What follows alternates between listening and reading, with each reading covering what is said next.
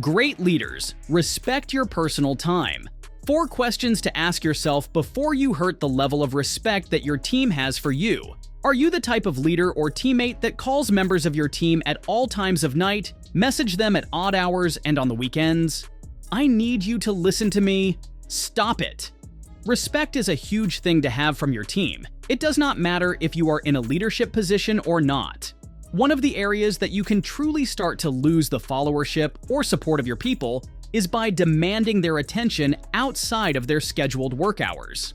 Speaking from my personal experiences, this is one thing that always rubbed me the wrong way. I never asked for much. I fit as much as I possibly could into each workday without causing damage or being counterproductive to progress. So, the last thing that I wanted to hear from anyone outside of an emergency was a call about something work-related that could wait until the next day. I am not trying to hear it, nor is anyone else.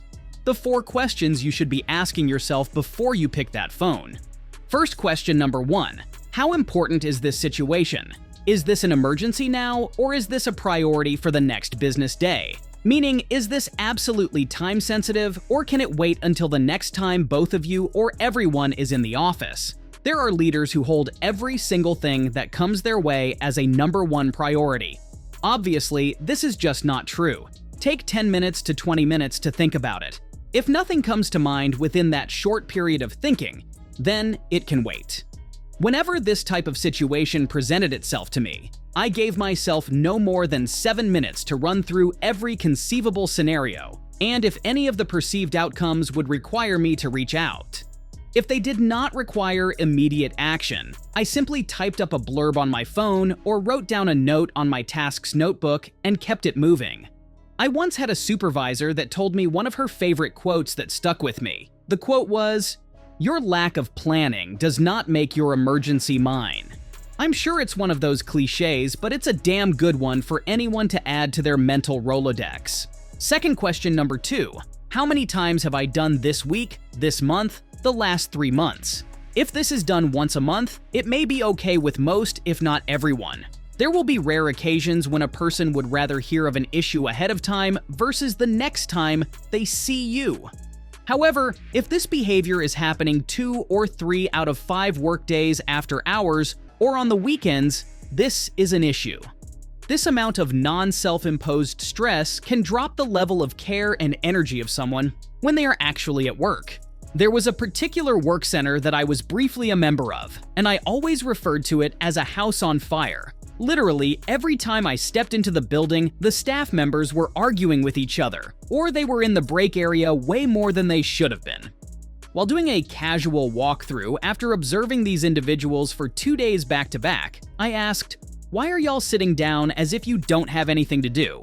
Turns out, not all but the majority of them were working tasks at home on their days off, or they physically went into the office during their days off to fulfill whatever request was sent their way.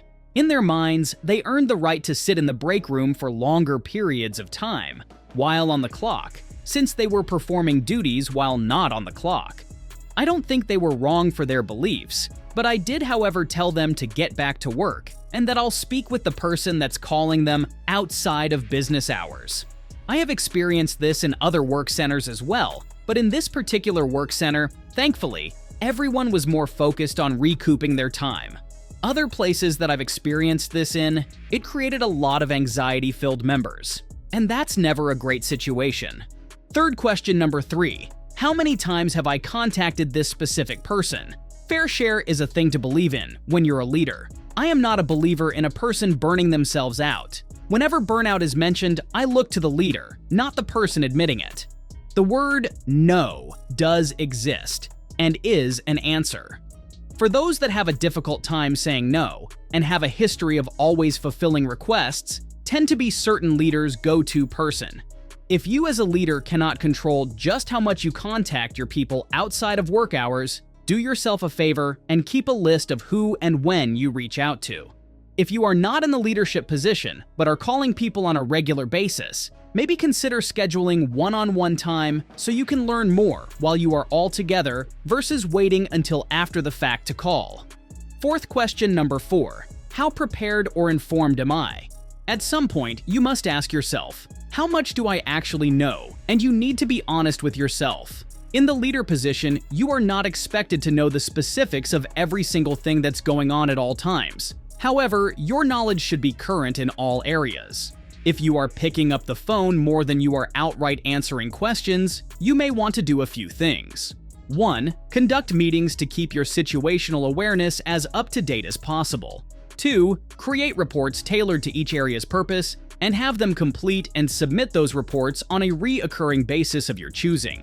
Lastly, make time to visit the different areas or teams so you can see the status for yourself and ask the questions you may have. You should ask yourself these 4 questions at a minimum before you pick up that phone and disturb someone's rest and relaxation time. This is something that I learned on the way to becoming a leader and applied once I moved into the actual position of leading. I first exercised it with people that reported directly to me and then applied it work center-wide. If you don't trust anything else that I say, trust this one. Assess, think, and recall before you place the call. If you would like further details or explanation, drop a mention in the comments. Don't forget to like, subscribe, and share this video. Until next time, y'all be easy.